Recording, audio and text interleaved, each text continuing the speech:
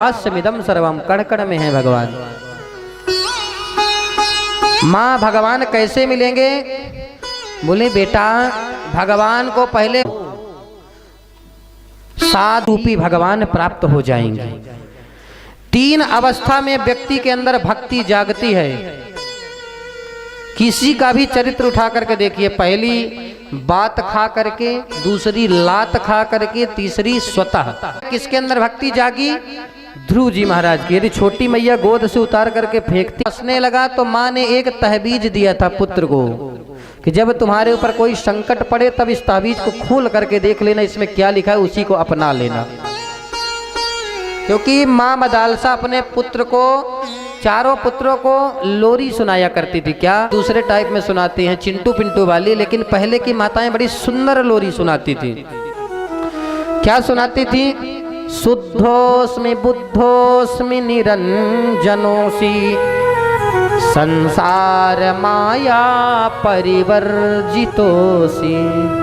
अरे पुत्र तुम शुद्ध मुक्त, तुम आत्मा निरंजन हो, तुम भगवान के परम भक्त हो। भगवान, क्योंकि आत्मा में ही परमात्मा का वास है, तुम भगवान के अंश हो। जब जी महाराज चिंता में पड़ गए कि मेरे से कोई गलती हो गई, बोली आज से मैं तुम्हारी माता नहीं हूं लक्ष्मण। लक्ष्मण जी ने कहा मैया मुझसे कुछ गलती हो गई क्या?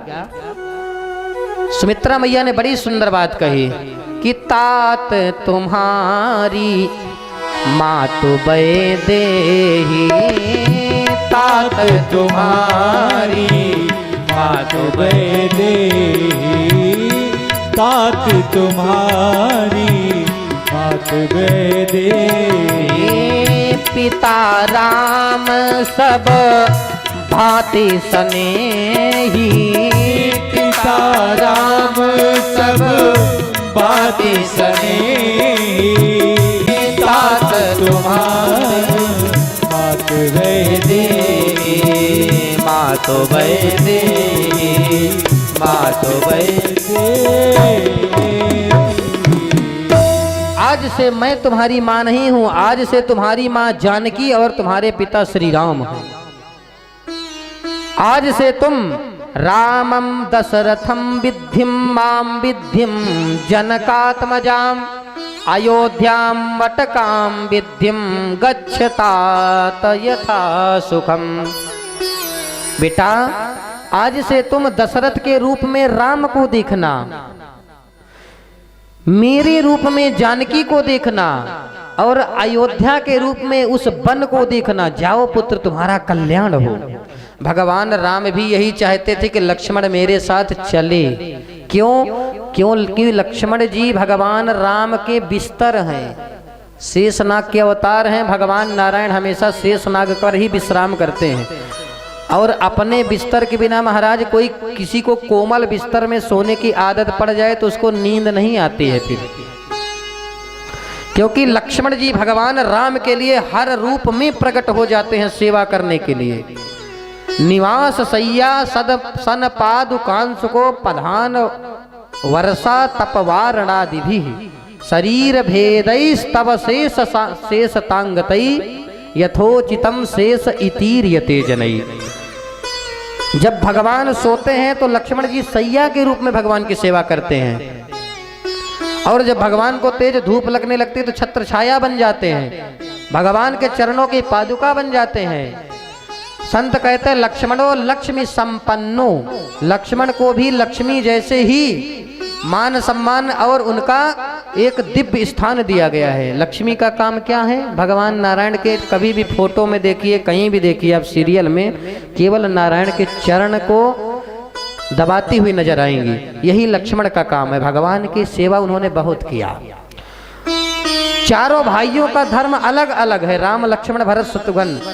राम जी का धर्म एक सामान्य धर्म है। राम जी क्या है? मातृ देवो भव पितृ देवो भव, माता पिता भगवान के स्वरूप होते हैं, गुरु भगवान के स्वरूप होते हैं।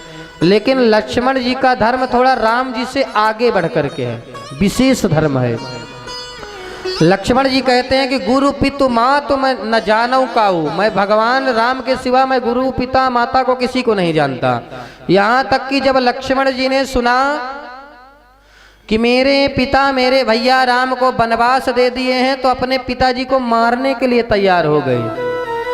बोले हनिष्ये पितरम वृद्धम कैकेय्या शक्तमान से। अरे वह पिता जो एक पत्नी के आसक्त में इतना मदांध हो गया है कि मेरे भैया राम को वनवास दे रहा है, मैं आज दशरथ को मार डालूंगा। भगवान राम के लिए लक्ष्मण जी अपने पिता से युद्ध करने के लिए तैयार हो जाते हैं। ये लक्ष्मण की मर्यादा है। भरत जी का धर्म लक्ष्मण जी से भी अच्छा धर्म है, विशेषतम। लक्ष्मण जी तो राम जी से कभी कभी बहस भी कर लेते, लेकिन भरत जी राम की कोई बात की आवेदना नहीं करते कभी। जो राम कहते हैं, क्योंकि भरत जी का जाप राम करते हैं। जग जप राम राम जपते ही भरत सरिस को राम सनेही। धन है वह भक्त जिसका भगवान जाप करते हो। भरत भरत भरत भरत। भरत जी महाराज जब राम को मनाने जा रहे थे तो दंडकारण्य में ऋषि मुनियों ने पूछा, भरत राम के बन जाने में किसका दोष है? क्या मंथरा का दोष है, या तुम्हारे पिता का दोष है, या तुम्हारी माँ का दोष है? भरत जी महाराज ने बड़ा सुंदर उपदेश दिया। न मंथराया न च मातुरस्या दोषो न राज्ञा न च राघवस्य।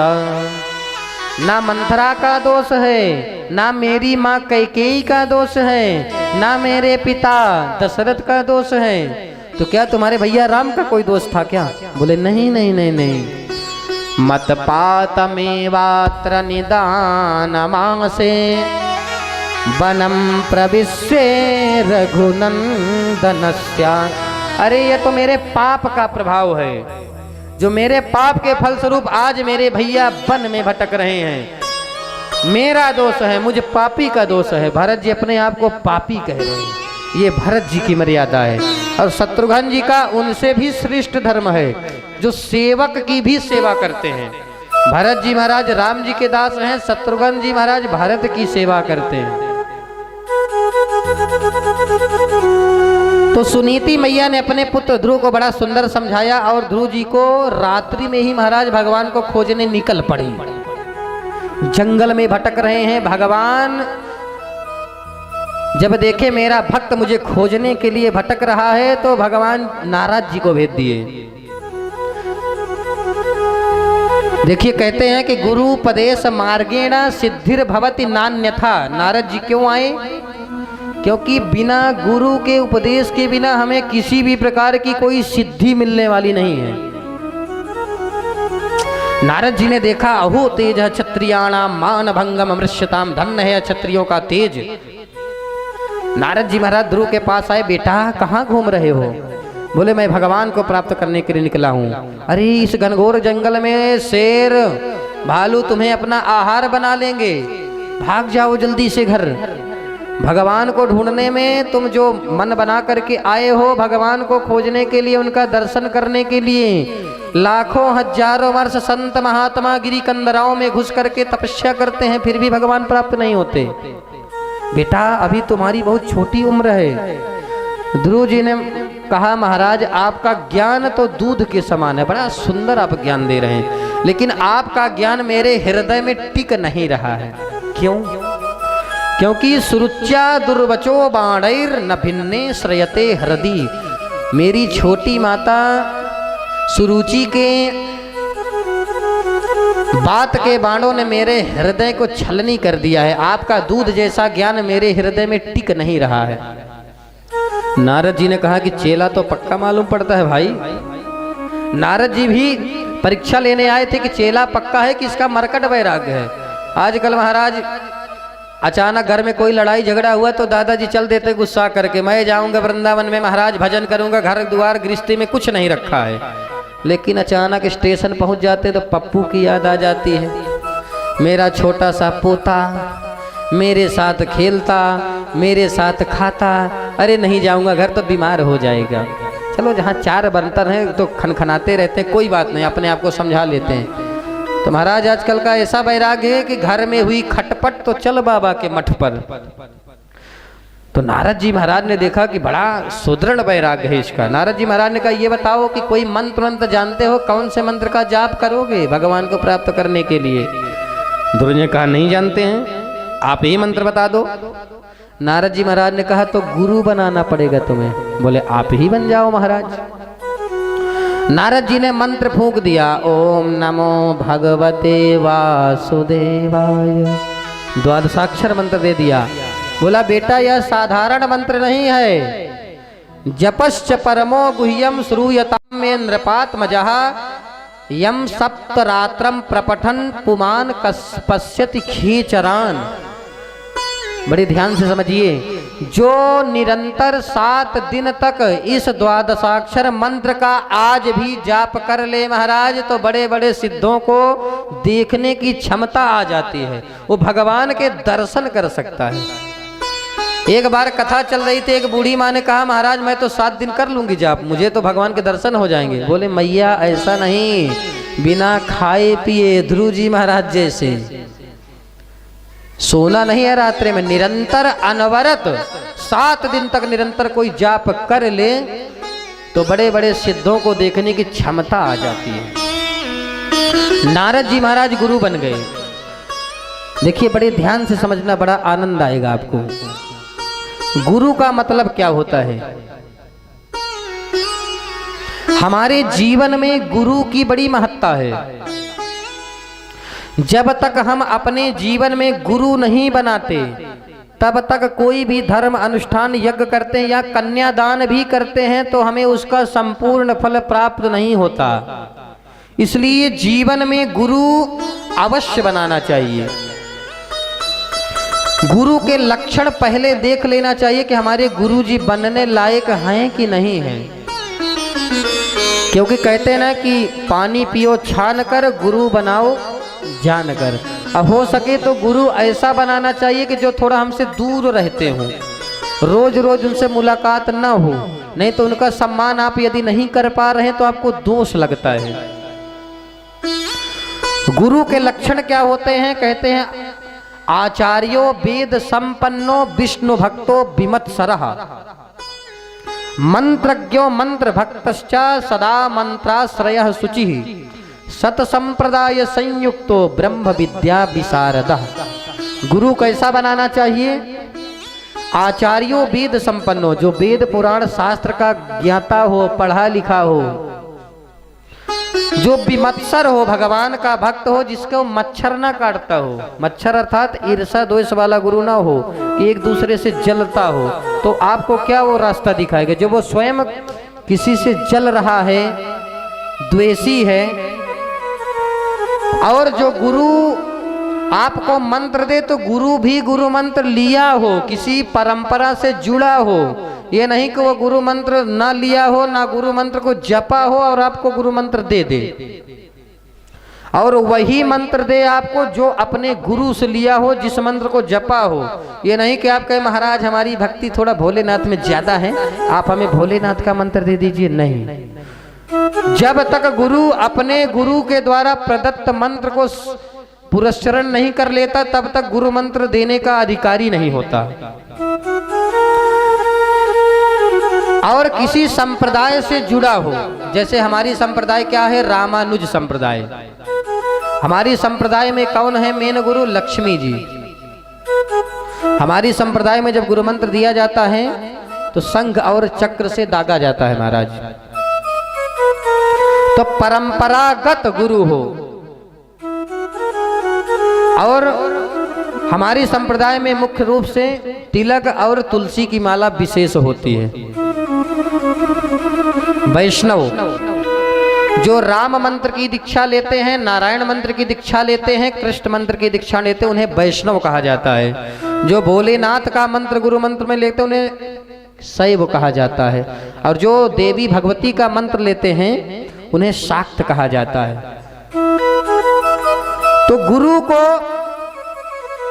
पहले जान लीजिए, और गुरु बनाने के बाद महाराज फिर आप सोचा विचारी मत करिए कि हमारे गुरु जी अच्छे नहीं हैं।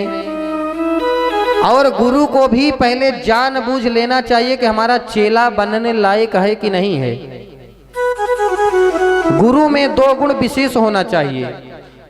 पहली तो दया, गुरु दयावान हो, करुणावान हो। दूसरी परतंत्रता, गुरु किसी के अधीन ना हो, ना तो गुरु ऐसा हो कि अपनी फोटो और अपनी चरण पादुका आपके घर में रख कर चला जाए और कहे कि महाराज हमें ही पूजो। समझ लेना गुरु में कोई खोट है। गुरु वही है जो भगवान से आपको जोड़े, अपनी चरण पादुका ना पूजाए। आजकल महाराज इसी में कुछ लोग फंस जाते हैं, क्योंकि जो भगवान से हमें अलग कर रहा है, अपनी चरण पादुका पूजा रहा है, वो श्रेष्ठ गुरु नहीं है। हाँ भाई, पत्नी का धर्म है पति की सेवा करे। भाई पति पत्नी के लिए भगवान है, लेकिन पति अपने आप को भगवान न समझने लगे। शिष्य के लिए गुरु भगवान है, शिष्य का धर्म है गुरु की सेवा करना, लेकिन गुरु अपने आप को भगवान न समझने लगे। गुरु मंत्र देते समय जब आप गुरु मंत्र ले लें, फिर सोचा विचारी ना करें कि हमारे गुरु जी कम अच्छे हैं, कौन सा मंत्र दे दिए। क्योंकि गुरु के प्रति शास्त्र कहता है कि गुरु को बुराई करना और गुरु के प्रति कोई अपशब्द निकालना तो दूर की बात, केवल हूं कह दीजिए, उसमें आपको दोष लग जाता है। गुरुम हुं कृत्या तुं कृत्या विभ्रम नर्जित्यवादिनः श्मशाने जायते वृक्षः कंक वृद्धोपसेवितः। गुरु को केवल हूं और हाँ कहने से अगर आप क्रोध में कह दिए तो आपको शमशान का वृक्ष बन करके रहना पड़ता है महाराज 60,000 वर्ष तक, जिसमें न कोई फल आता है न पत्ता आता है, उसमें केवल गिद्ध अपनी विष्ठा छोड़ते हैं बस। गुरु मंत्र देते समय गुरु भी उसके अंदर 3 चीज नहीं होना चाहिए। देखिए हमारे शास्त्र में मंत्रों को बीज कहा गया है, और 3 अवस्थाओं में बीज आप खेत में डालेंगे तो जामेगा नहीं बीज। पहला मंत्र घुना ना हो, और भगवान के पास ले जाकर के हमें छोड़ देते हैं। भगवान देखते कहते हैं ये क्या सड़ी गड़ी चीज हमारे पास ले आए। गुरु भगवान से बहस कर लेते, क्योंकि जज के पास पहुंचने के लिए हमें पहले वकील की जरूरत पड़ती है, डायरेक्ट हम भगवान के पास नहीं पहुंच सकते।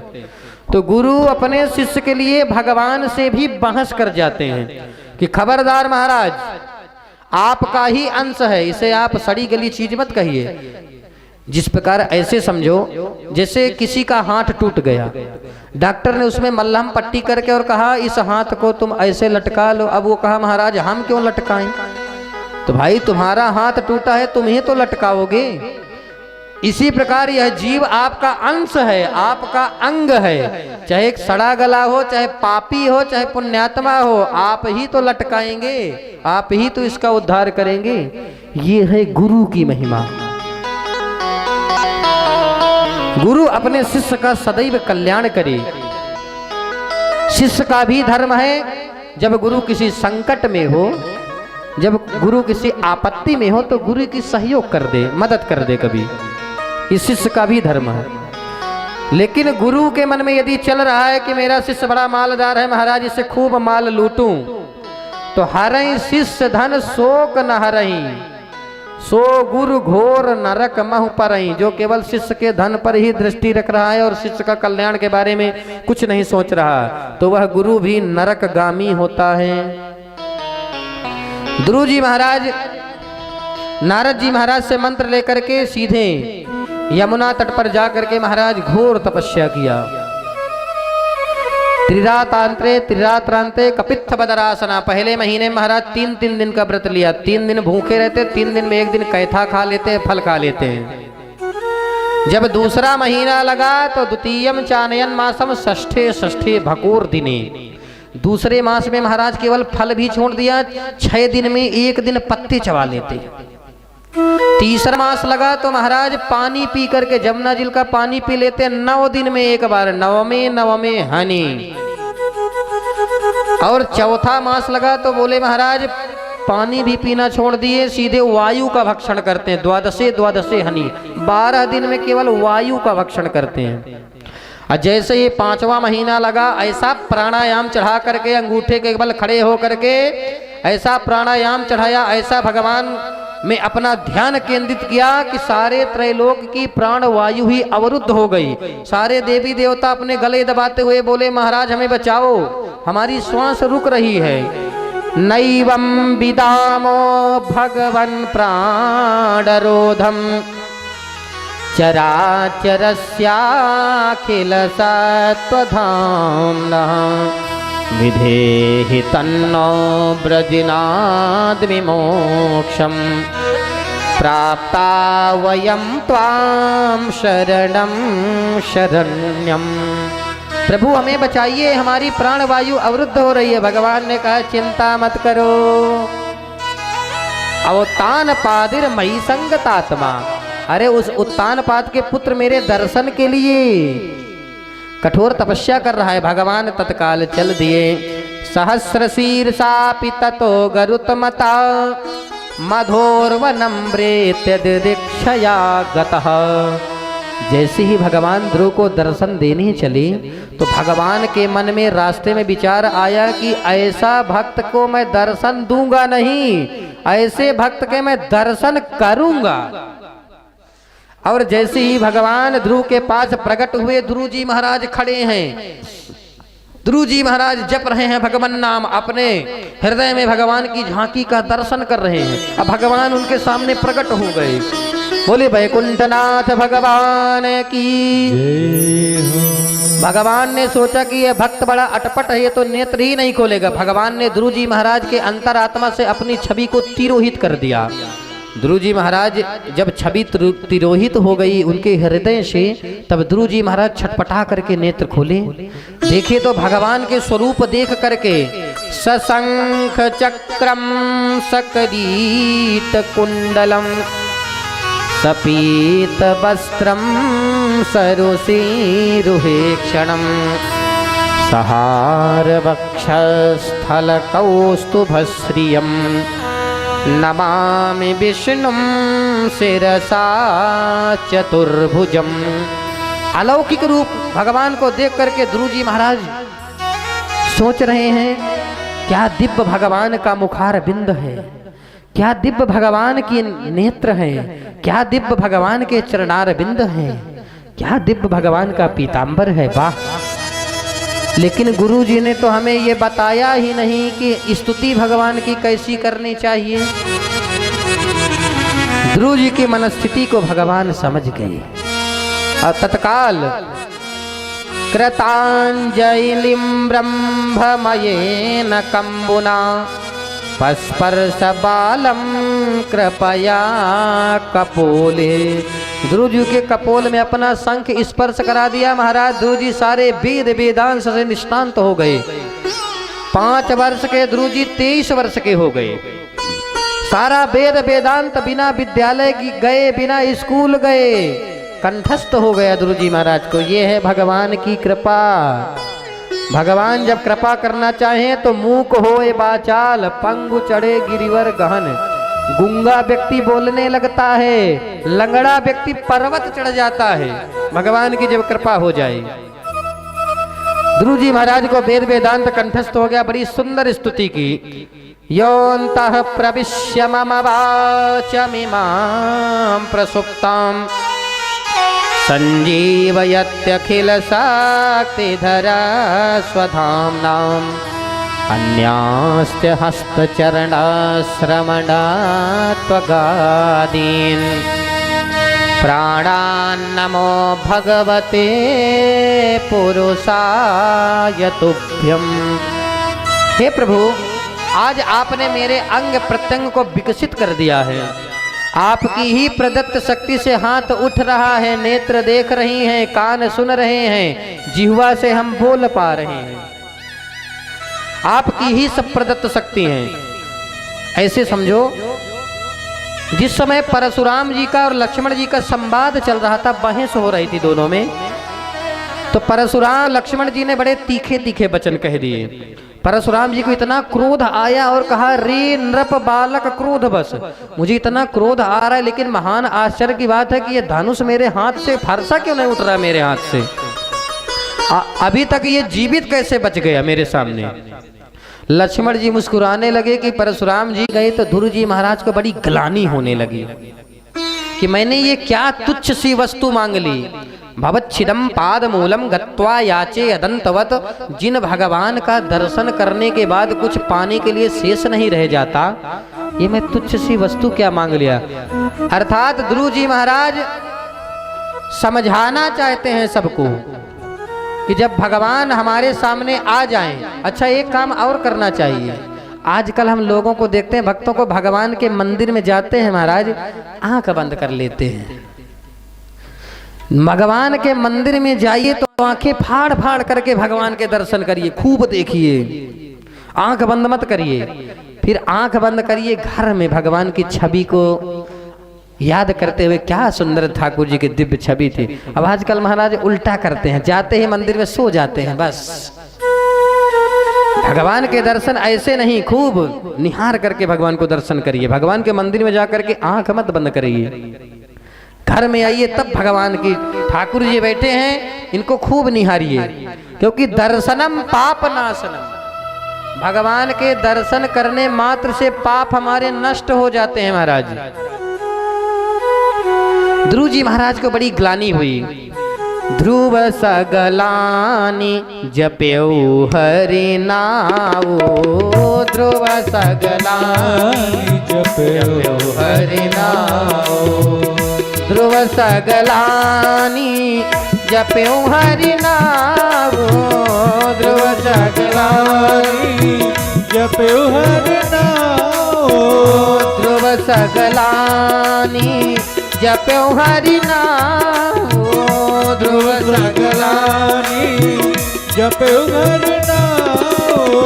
पायऊ अचल अनुपम ठाऊ, पायऊ अचल अनुपम ठाऊ, पायऊ अचल अनुपम ठाऊ, पायऊ अचल। इसके बाद ध्रुव जी महाराज आए और वही माता जो ध्रुव जी महाराज को पिता की गोद से उठा करके नीचे फेंक दिया था, वही माँ आज आरती की थाल सजा करके ध्रुव जी महाराज के स्वागत के लिए सबसे आगे खड़ी है। ये भगवान, संसार को महाराज हम सबको खुश नहीं रख सकते, असंभव।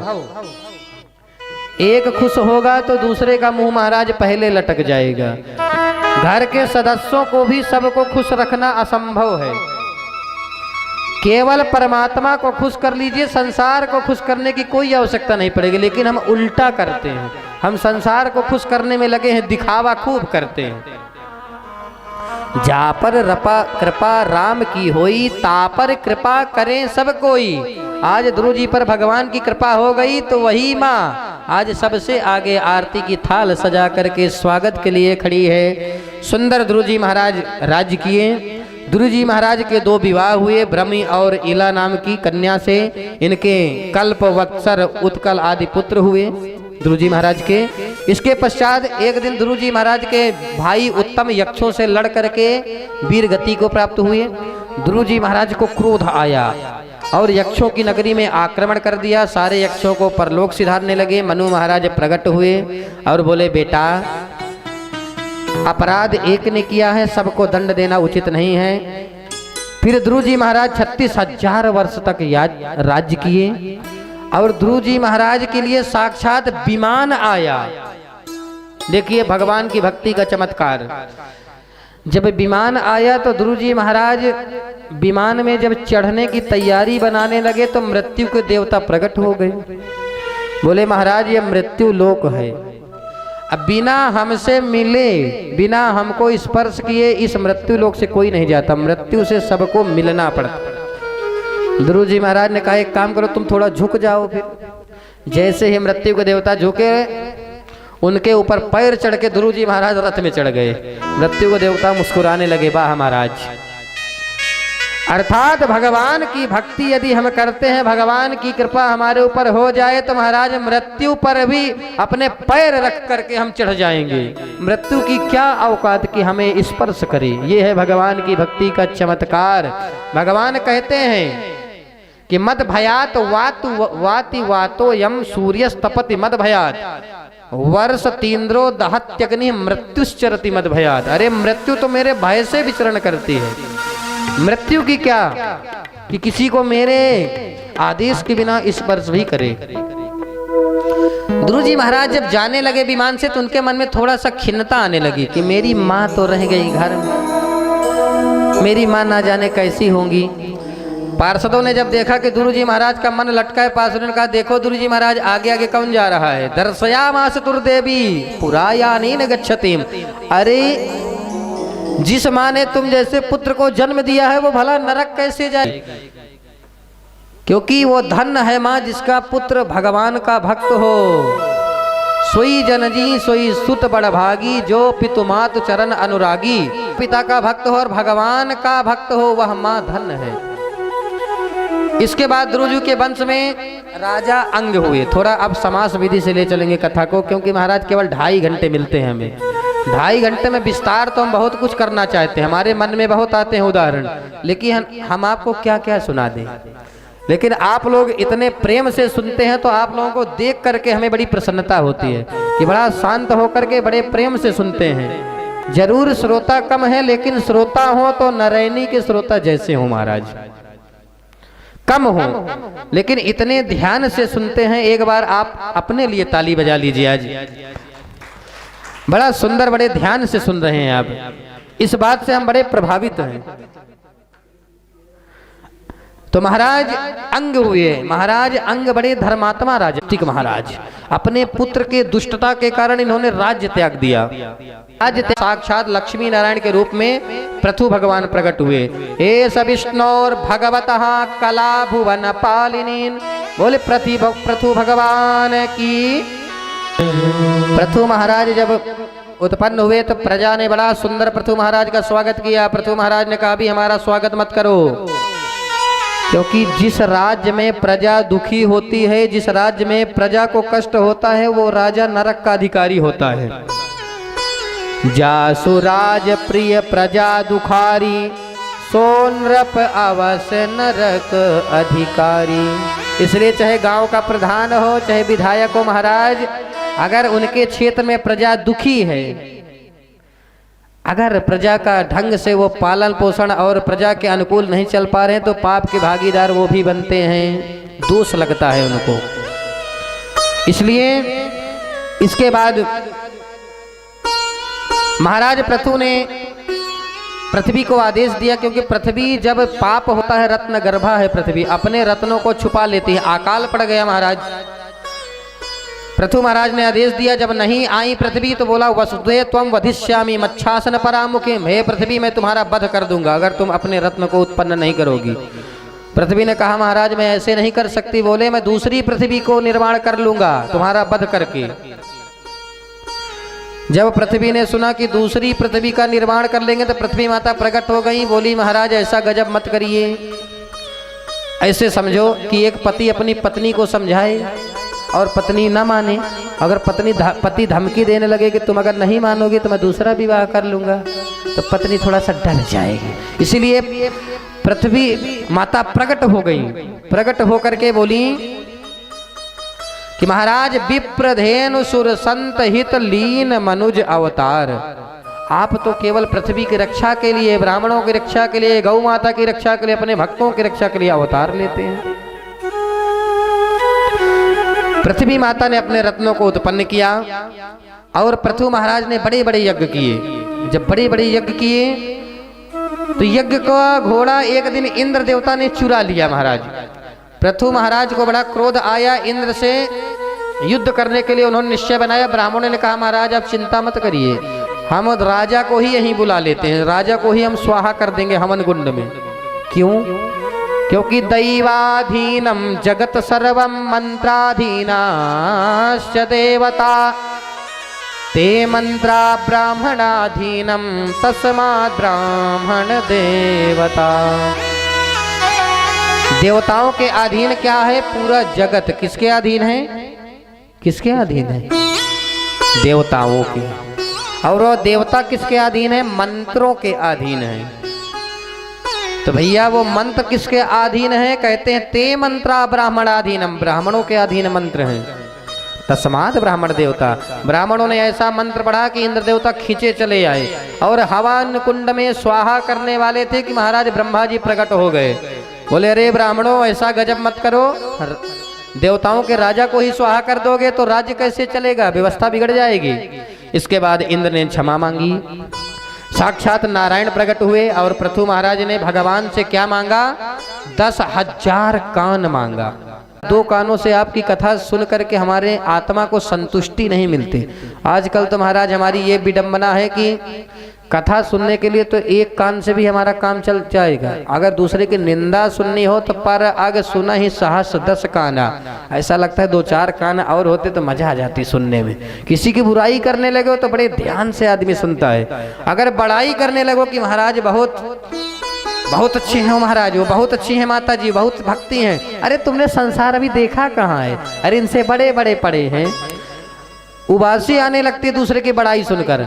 अगर बुराई करो महाराज तो इतना ध्यान से सुनते, अरे मैं पहले ही जानता था बाबा बड़ा पाखंडी है, उसकी नकली दाढ़ी है, बड़ा। ये हमारी विडंबना है। तो पृथु जी महाराज भगवान से 10,000 कान मांगे, किस लिए, भगवान की कथा श्रवण करने के लिए। एक दिन सनकादि भगवान पृथु के दरबार में प्रकट हुए, चारों भाई। पृथु महाराज ने कहा का सार आप हमें आज बता दीजिए, तो शास्त्र अनेक है, न इतना पढ़ने का समय है, न इतना समझने का समय, न इतना सुनने का समय है। तो बड़ा सुंदर बात कही कि सुनो पृथु जी महाराज, आज हम आपकी विनम्रता देख करके समस्त शास्त्रों का सार ही, पूरा निचोड़ ही बता रहे हैं। शास्त्रेषु यानेव सुनिश्चितो नृणाम क्षेमस्य सद्रग् विमृशेषु हेतु असंग आत्मा व्यतिरिक्त जन्मनि दृढ़ारतिर्ब्रह्मणि निर्गुणे चया। केवल समस्त शास्त्रों का सार यही है कि अनात्म वस्तुओं से असंग रहो और आत्म वस्तुओं से संग रहो। इसका मतलब ये जो संसार की वस्तुएं हैं ये अनात्म वस्तुएं हैं, ये हमारे साथ अंत समय में नहीं जाएंगी। सारा धन दौलत सब घर परिवार के लोग हमारे साथ कोई नहीं जाएगा। तो महाराज जो अनात्म वस्तुएं हैं उनसे हम अपनी प्रीति लगाए बैठे, इनसे चिपके हुए बैठे, और जो हमारा इस लोक में भी और उस लोक में भी साथ देंगे, जो परम तत्व है परमात्मा, उनसे हम दूरी बना रहे हैं। तो आत्म वस्तुओं से चिपक करके रहो और अनात्म वस्तुओं से थोड़ा असंग रहना सीखो। संसार में रहो, संसार के कार्य भी करो, लेकिन संसार में चिपको मत। बड़ा सुंदर उपदेश दिया। पृथु महाराज ने कहा आपने मुझे समस्त शास्त्रों का सार ही बता दिया महाराज, मैं इसका ऋण कैसे चुकाऊं, मैं आपको क्या दे सकता हूं, क्या दूं मैं आपको। लक्ष्मी पति नहीं समझना चाहिए, सदैव मन में ये भावना रहना चाहिए जो भी हमारे पास है सब परमात्मा का दिया हुआ है, सब परमात्मा की कृपा है, सब परमात्मा का है और हम परमात्मा के नौकर हैं। उन्होंने हमें पात्र जान करके हमें यह वस्तु सौंपी है। जब ये भावना रहेगी तो हमारे मन में कभी अभिमान नहीं आएगा। इसके बाद महाराज इन्हीं के वंश में प्राचीन बरही हुए।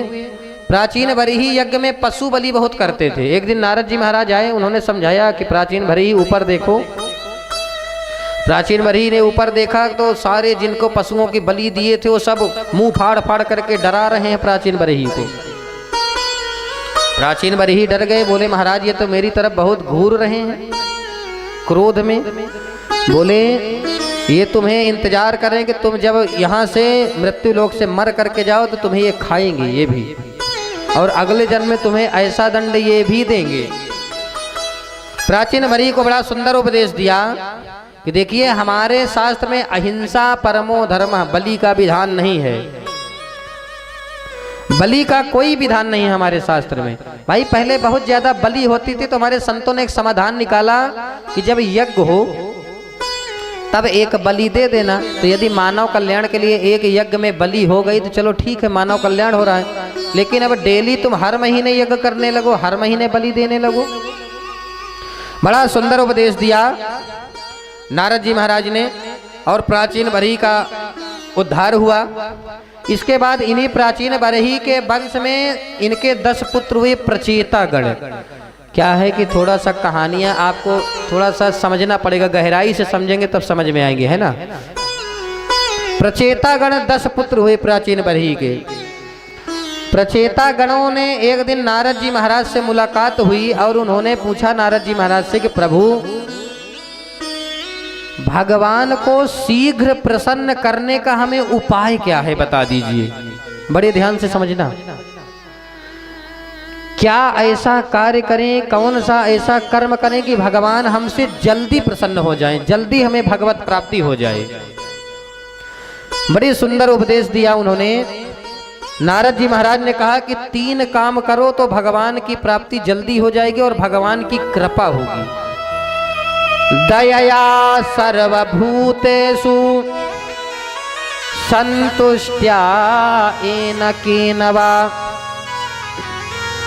सर्वेन्द्रियोपशान्त्या च तुष्यन्त्या सुजनार्दनः। पहला काम, दयया सर्वभूतेषु। मानव मात्र पर दया नहीं करना है महाराज, कि केवल मनुष्य पर दया करें और हमारे घर कुत्ता आया तो ले लाठी दौड़ पड़े उसके पीछे। हमारे दरबार पर गौ माताएं हमारे खेत में महाराज चरने लगी तो इतने लाठी मारे कि जितने वृक्ष नहीं चरे उससे ज्यादा तो उसको डंडे मारे। ये पाप है। जीव मात्र पर दया करो, चींटी से लेकर के हाथी तक सबके ऊपर दया करो, पहला। दूसरा, संतुष्ट्या येन केन वा। जो भी हमें भगवान ने जितना भी दिया है उसी में संतुष्ट रहना सीखो। जब जीवन में हमें कभी ये लगे कि प्रभु ने हमारे साथ क्या किया है, हमें क्या दिया है, तो अपने से छोटे वाले व्यक्ति की तरफ जरूर देखो। आजकल का व्यक्ति अपने से बड़े वाले की ईर्ष्या में महाराज परेशान रहता है। ठाकुर जी की कृपा है कि हमें 2 हाथ दिए, जिनके हाथ पैर नहीं है उनसे पूछो।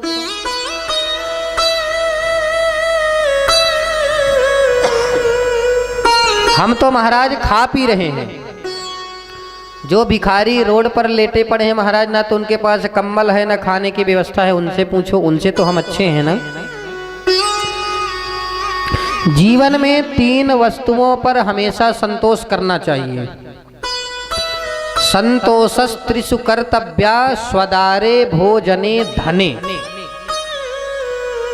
अपनी पत्नी कैसी भी हो महाराज, अपनी पत्नी से सदैव संतुष्ट रहना चाहिए। हमारी पत्नी ही हमारे लिए साक्षात लक्ष्मी का स्वरूप है।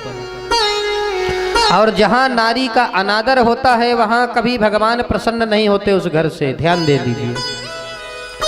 माताओं का हमेशा सम्मान करना चाहिए। आज यदि माँ नहीं होती तो आज हम नहीं होते यहाँ पर। इन्हीं माताओं से ध्रुव प्रहलाद जैसे इन्हीं माताओं के गर्भ से भगवान भी जन्म लेते हैं। धन्य ऐसी जननी, इन्हें बारंबार प्रणाम करना चाहिए। मात्र शक्तियां नहीं होती तो आज कोई भी नहीं होता, ये जगत ही नहीं होता। इसलिए माताएं सबसे पहले। तो पहले अपनी पत्नी कैसी भी हो उसी में हमेशा संतुष्ट रहना चाहिए। दूसरा, भोजन। दूसरे के घर की सब्जी ज्यादा महक रही है, दूसरे के घर में पकौड़ी बन रही है, उससे कोई मतलब नहीं रखना चाहिए। स्वदारे भोजने धने। अपने घर का भोजन कैसा भी हो उसी को संतुष्ट हो करके भगवान की कृपा मान करके महाराज मस्त पाना चाहिए। तीसरा, अपने धन जो भी प्रभु ने हमें दिया है उसी में संतुष्ट रहना चाहिए। और 3 वस्तुओं पर कभी संतोष नहीं करना चाहिए। वो क्या कहते हैं? त्रिशि चैव न कर्तव्या स्वाध्याये जप दानयोः।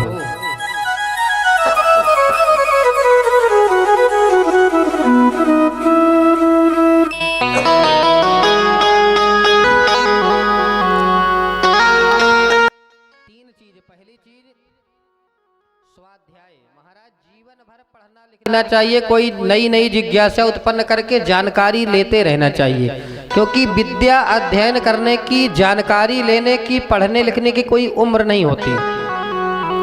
और भगवान का जप जितना ज्यादा से ज्यादा हो सके उतना जप करना चाहिए। देखिए, भोजन और भजन में थोड़ा सा अंतर है। भोजन में एक पाई लगी है। भोजन अगर ज्यादा आप खा लेंगे तो आपको रिएक्शन भी कर सकता है ना, पेट भी खराब हो सकता है। तो भोजन में एक पाई लगी है और भजन में कोई पाई मात्रा नहीं है। भजन खूब चकाचक महाराज जितना ज्यादा से ज्यादा हो सके करना चाहिए। तो स्वाध्याय, जप। तीसरी बात दान। दान महाराज हमेशा करना चाहिए। दान दे करके एहसान नहीं जताना चाहिए कभी। देखिए, दान की परिभाषा आज समझ लीजिए। दातव्यम यदि यद दानम दीयते नुपकारिणे। किसी को दान दे दिया जाए तो महाराज उस पर उपकार नहीं करना चाहिए। दान किसको देना चाहिए? देशे काले च पात्रे च तद्दानम सात्विकम स्मृतम। पहले देखना चाहिए कि जिसको हम दान दे रहे हैं वो दान देने का पात्र है कि नहीं है। महाराज, यदि आपके दान से वो जा करके मदिरा पान कर रहा है तो उसका दोष आपको भी लगेगा, क्योंकि आपने उसका सहयोग किया, उसको पैसा दिया आपने। पात्र देख लेना चाहिए कैसा पात्र है, दान देने योग्य है कि नहीं है। और दान दे करके उसमें आसक्ति नहीं रखना चाहिए। फिर आजकल महाराज लोग दिखा करके दान करते हैं कि 4 लोग पहले हमारी तरफ देखें तब हम दान करें। दान गुप्त रूप से ही करना चाहिए। जो नोट कहीं ना चल रही हो, टेप चिपकाई हुई, उसी को लोग ठाकुर जी के दान पात्र में डाल के चले आते हैं। बड़ी विडंबना है। तो दान करते समय महाराज ये मन में नहीं होना चाहिए, दान का अभिमान नहीं होना चाहिए। एक बार युधिष्ठिर जी के दरबार में एक जो है ब्राह्मण देवता आए और उन्होंने कुछ मांगा युधिष्ठिर जी से। युधिष्ठिर जी ने कहा कल आपको देंगे, आज हमारे पास। द्वारिकाधीश हंसने लगे, बोले वाह युधिष्ठिर जी महाराज, आपने तो काल को भी जीत लिया। बोले क्यों? बोले आपने कल उसको बुलाया, इसका मतलब आपने कल तक के लिए अपनी मृत्यु को, अपने काल को जीत लिया। आपने गारंटी से कह दिया कि मैं कल तक रहूंगा। महाराज, किसी का एक क्षण का भी ठिकाना नहीं है। तभी युधिष्ठिर को अपनी गलती का बोध हुआ। तो भगवान का कार्य, सत्कर्म और दान का कार्य महाराज जब मन में विचार आए तत्क्षण करना चाहिए। और बुरे मन में, बुरे कार्य करने के लिए मन में विचार आए तो थोड़ा रुक जाना चाहिए, थोड़ा विचार कर लेना चाहिए। उतावलीपन में करेंगे तो उसका परिणाम हमेशा गलत ही होगा। बड़ा सुंदर समझाया कि दया सर्वभूतेषु संतुष्टिया एन केनवा। क्योंकि महाराज जब आवे संतोष धन सब समान, संतोष से बड़ा कोई धन नहीं है। जो 10 20 50 तब 100 होए हजारन लाख मगेगी। कोटि अरब खरब असंख्य पृथ्वी पति होने की चाह जगेगी। ये कभी कामना पूरी होने वाली नहीं है। स्वर्ग पाताल को राज मिले, बढ़े तृष्णा अति आग लगेगी। तुलसी सुंदर संतोष बिना, सठ तेरी कबहु ना भूख मिटेगी।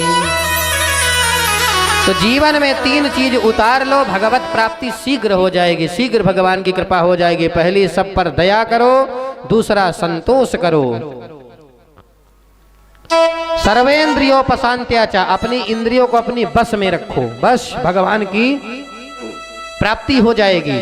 जहां भी रहो, कुछ भी करो, काम करते चलो, नाम जपते चलो, बस भगवान का ध्यान हमेशा धरो।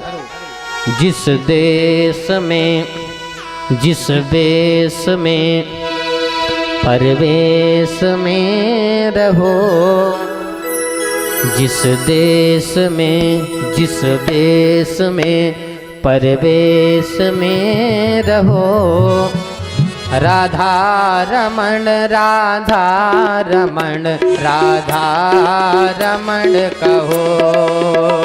जिस देश में देश में रहो, राधा रमण राधा रमण कहो। जिस देश में जिस राधा रमण कहो। जिस वेश में परिवेश में रहो, राधा रमण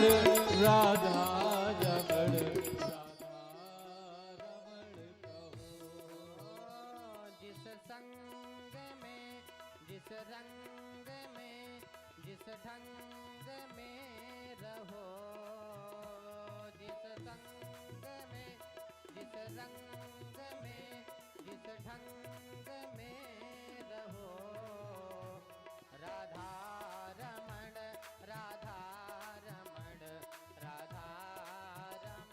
कहो। जिस देश में जिस देश में परिवेश में रहो, राधा रमण हरि बोल।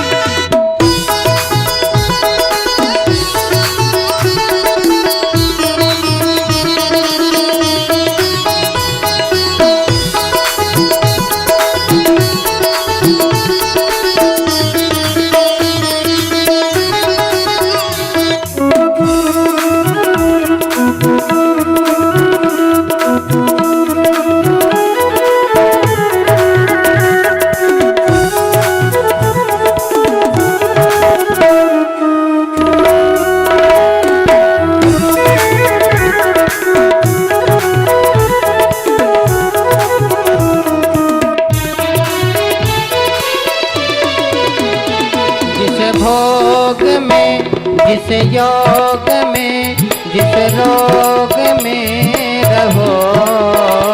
जिस भोग में जिस योग में जिस रोग में रहो। राधा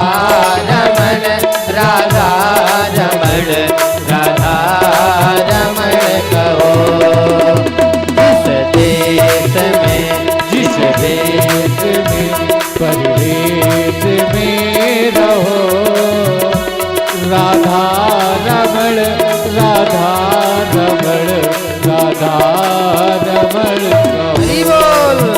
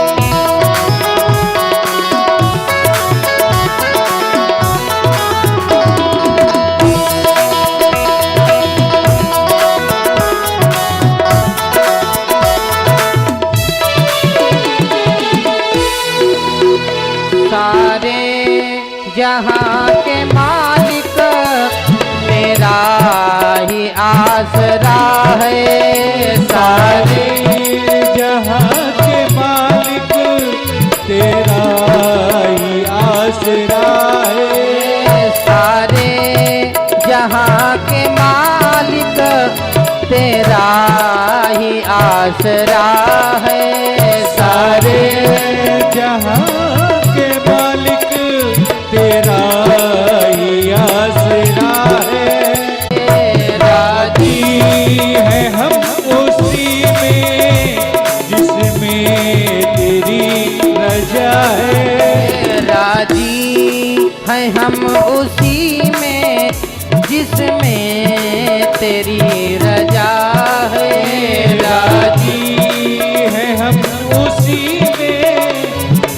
में तेरी रजा है। जिस देश में जिस देश में परवेश में रहो, जिस देश में जिस देश में परिवेश में रहो, राधा रमण राधा रमण राधा रमण कहो।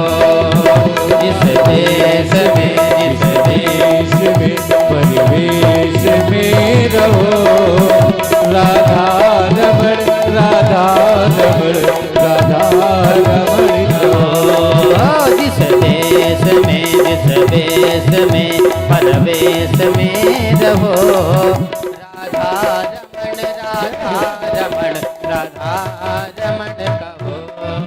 जिस देश में परिवेश में रहो, राधा रमण राधा रमण राधा रमण कहो। राधा रमण राधा रमण राधा रमण कहो। राधा रमण राधा रमण राधा रमण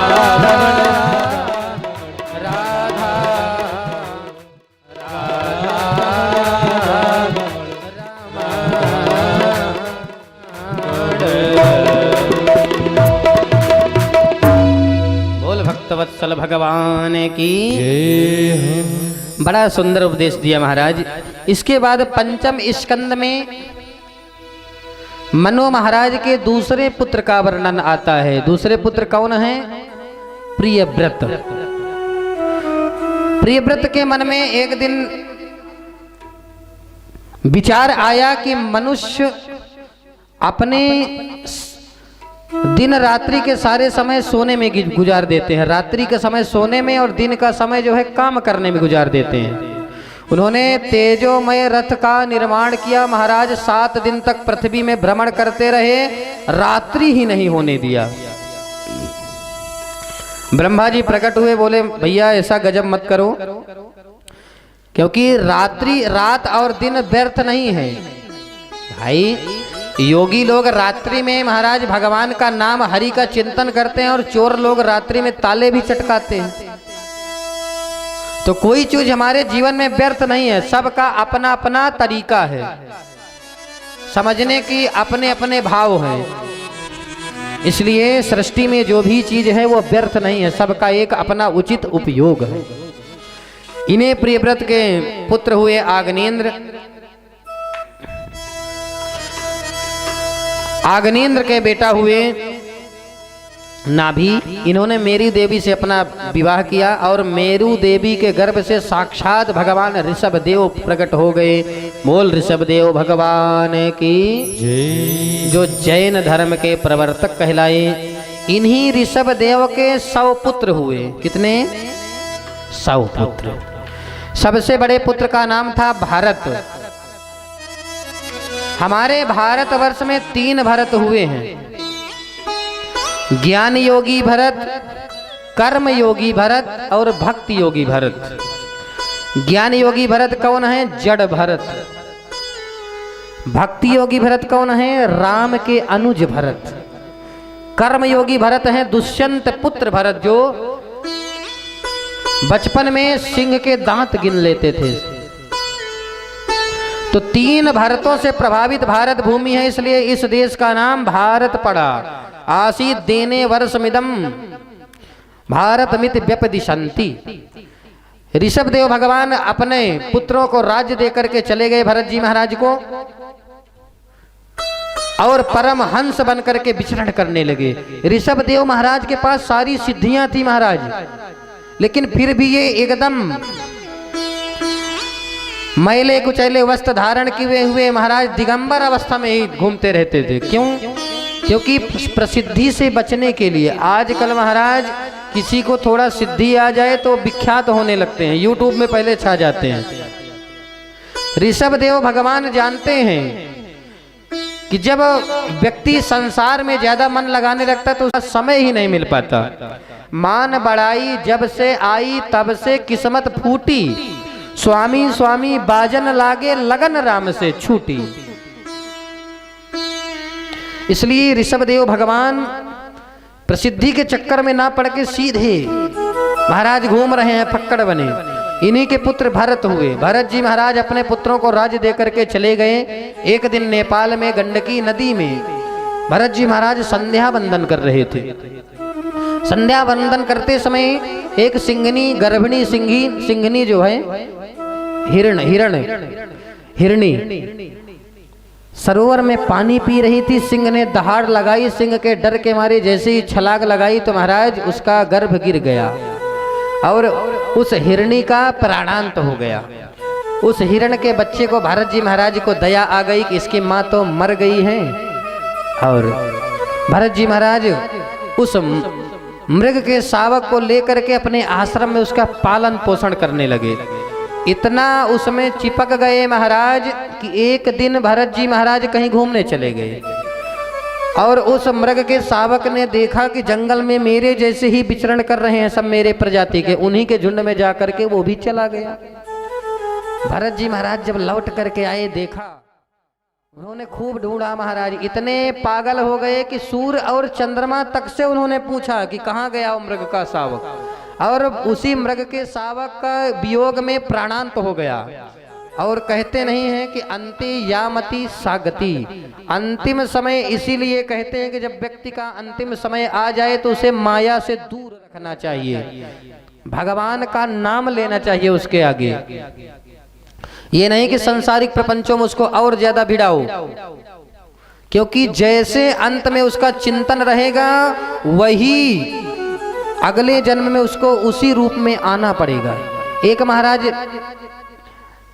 वृद्ध युवा की जो वृद्ध थे बाबा जी, उनकी मृत्यु का अंतिम समय आ गया और वो बोल नहीं पा रहे थे, तो उन्होंने इशारा किया देख करके।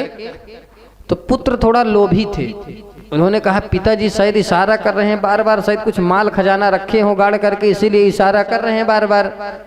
तो उन्होंने डॉक्टर से कहा डॉक्टर साहब एक काम करिए, एक ऐसा इंजेक्शन दे दीजिए हमारे पिताजी को कि केवल एक शब्द बोल दे बस हो गया, फिर हमें जरूरत नहीं है इनकी। डॉक्टर साहब ने कहा ठीक है कोई बात नहीं। दवा दिए महाराज, पिताजी को जब होश आया तो बोला मूर्ख कहाँ मेरी सेवा में लगे हो, देखो वो गाय का बछड़ा गाय का दूध पी रहा है, वो देख रहा हूं मैं। तो महाराज अंतिम समय भी भगवान का नाम नहीं आता, जन्म जन्म मुनि जतन कराही अंतराम कही आवत नाही। तो इस समय उसके सामने ज्यादा सांसारिक प्रपंच ना किया जाए। संत तो यहाँ तक कहते हैं जब व्यक्ति का अंतिम समय आ जाए तो उसे जमीन में लिटाना चाहिए, खटिया में नहीं लिटाना चाहिए, नहीं इसको अधोगति होती है। शास्त्र कहता है भगवान का नाम लेना चाहिए अंतिम समय। तो भरत जी महाराज अंतिम समय मृग की योनि पाए, क्योंकि मृग का ध्यान करते करते गए महाराज। एक मृगा के संग ते भरत धरी मृग देह, तुलसी उनकी कौन गति जो घर घर करते सने। फिर भरत जी महाराज का वह मृग शरीर छूटा और इस बार भरत जी महाराज अंगिरा गोत्री ब्राह्मण के घर में जन्म लिए। बड़ा सुंदर, बड़ा आनंद आएगा इस प्रसंग में आपको। अंगिरा गोत्री ब्राह्मण के घर में जन्म लिए भरत जी महाराज ने इस बार मूड बना लिया कि इस बार हमें संसारिक माया से चिपक कर नहीं रहना है। भरत जी महाराज को पिताजी पढ़ाने लगे, सारे भाई विद्वान हो गए पढ़ लिख करके। पिताजी ने भरत जी महाराज को खूब गायत्री मंत्र रटाया कि देखो ब्राह्मण के बालक हो, थोड़ा गायत्री मंत्र सीख लो, कुछ कर्मकांड पूजा पाठ कराना सीख लो। भरत जी महाराज को गायत्री मंत्र रटाने लगे। भरत जी महाराज से सुना 1 घंटे बाद, तो भरत जी महाराज ने कहा पिताजी जितने समय से आप मुझे गायत्री मंत्र रटा रहे उतने समय मैं देख रहा हूँ कि इसमें 100 चींटियां इस बिल में घुस गई। बोला मूर्ख, मैं तुझे गायत्री मंत्र रटा रहा हूँ और तू चींटियां गिर रहा है। तो हारे हो पिता पढ़ाई पढ़ाई। क्यों? क्योंकि भरत जी महाराज कहते इस जन्म में हमें एकदम मूर्ख बन के रहना है, हमें ये सब संसारिक प्रपंचों में पढ़ना ही नहीं है। नहीं तो पढ़ लिख लेंगे फिर प्रसिद्धि आएगी, फिर कहेंगे वो महाराज जी बहुत विद्वान है उन्हें बुला लीजिए, वो महाराज जी बढ़िया कथा कहते हैं उनको बुला लीजिए, प्रसिद्धि हो जाएगी, फिर हम संसार में फंसेंगे। भरत जी महाराज जब पिताजी का प्राणांत हो गया तो उनकी भाभियां भरत जी महाराज से द्वेष करने लगी कि पड़ा पड़ा केवल खाता रहता है, काम धंधा कुछ नहीं करता है, हम इसको बनाकर नहीं खिलाएंगी। भाइयों ने भरत जी महाराज को खेत में खटिया डाल दिया, बोला खेत की रखवाली करो। भैया ने कहा एक काम करो, देखो चिड़ियों को उड़ाना, दाना ना चुगने पाए। भाई चले आए। भरत जी महाराज चिड़ियों को देखकर कहा राम राम। बताइए, इनके ना घर है ना द्वार है महाराज, ना इनको कोई कमा के खिलाने वाला है। राम जी की चिड़िया, राम जी का खेत, खाओ चिड़िया भर भर पेट, खूब खाओ। जब भाइयों ने देखा कि ये तो और बुला बुला करके उनको चुंगा रहा है, तो भाइयों ने डांटा, मूर्ख, तुम में जरा भी कोई अकल नहीं है। भाइयों ने कहा एक काम करो, तुम गड्ढा खोद डालो ताकि हम तार लगा दें कि कोई पशु ना आने पाए खेत में। भरत जी महाराज मुस्कुराते हुए उनके साथ चल दिए कि जाही विधि राखे राम, ताही विधि रहिए, जैसी प्रभु की इच्छा। गए, भरत जी महाराज को खूब नहला धुला करके खिलाया पिलाया। भरत जी महाराज खाने के थोड़ा शौकीन थे, इसलिए मोटे ताजे थे।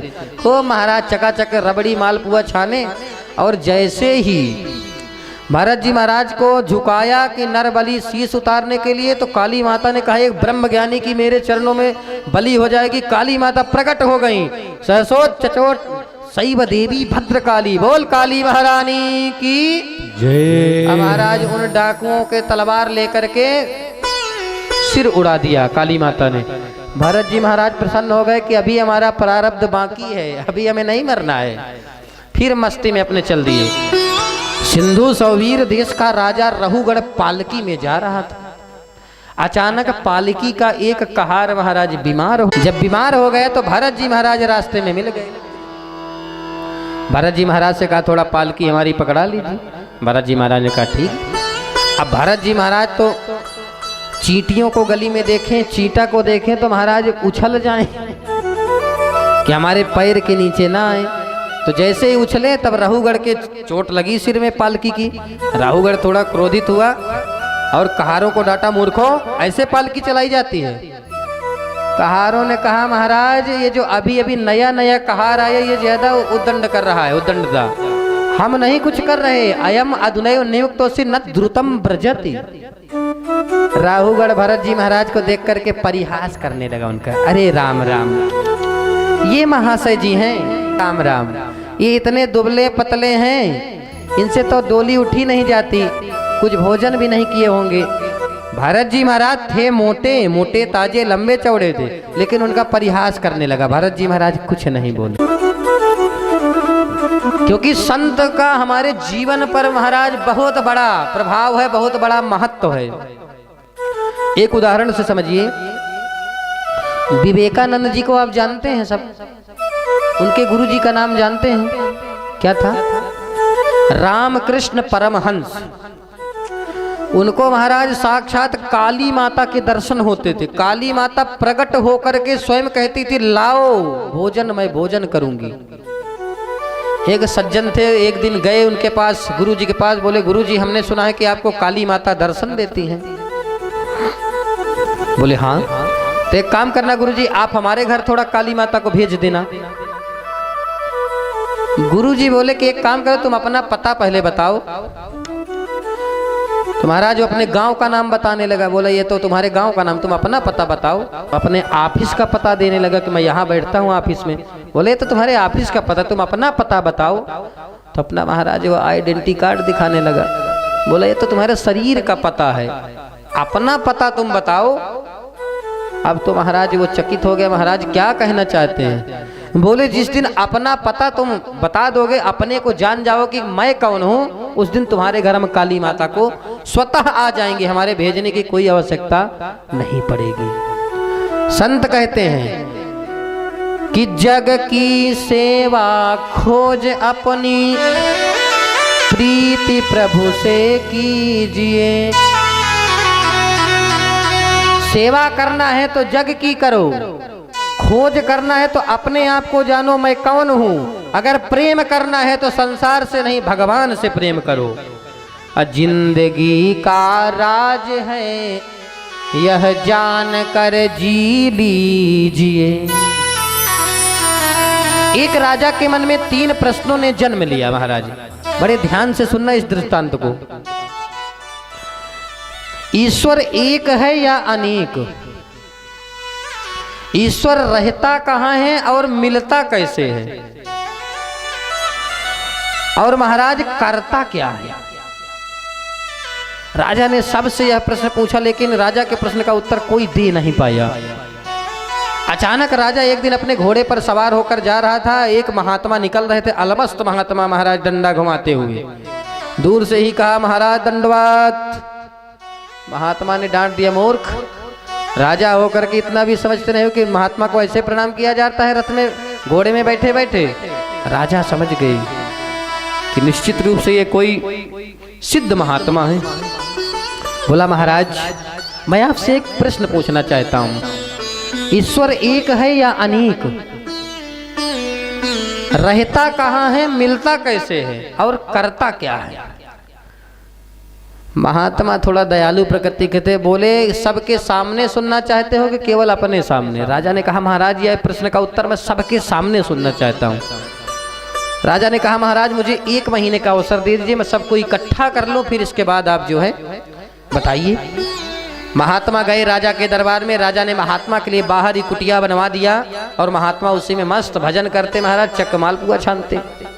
जब 27 दिन बचे तब राजा ने कहा, महाराज आपको याद है ना सब लोग इकट्ठा होंगे? महात्मा ने कहा, हाँ हाँ हमें सब याद है। इसी बीच में 27 दिन के बीच में एक किसान रहता था, तो महात्मा की किसान से दोस्ती हो गई महाराज। और महात्मा किसान के पास गए, बोले, तुम्हें आज जो है महात्मा बनना पड़ेगा, साधु, और मैं तुम्हारा चेला बनूंगा आज। किसान तो डर गया, बोला, मैं कैसे साधु बनूंगा? बोला, तुम्हें बनना नहीं है, केवल साधु भेष बनाना है। साधु जो है बनना और साधु होना दोनों में बड़ा अंतर है। साधु बड़ी बड़ी दाढ़ी रखा करके गेरुआ वस्त्र पहन के कोई भी बन सकता है, लेकिन साधु स्वभाव होना वो बड़ी बात है। किसान ने कहा, महाराज राजा को पता चल जाएगा तो मुझे दंड देंगे फिर वो? बोला, नहीं, जो मैं कहूं वो तुम करो।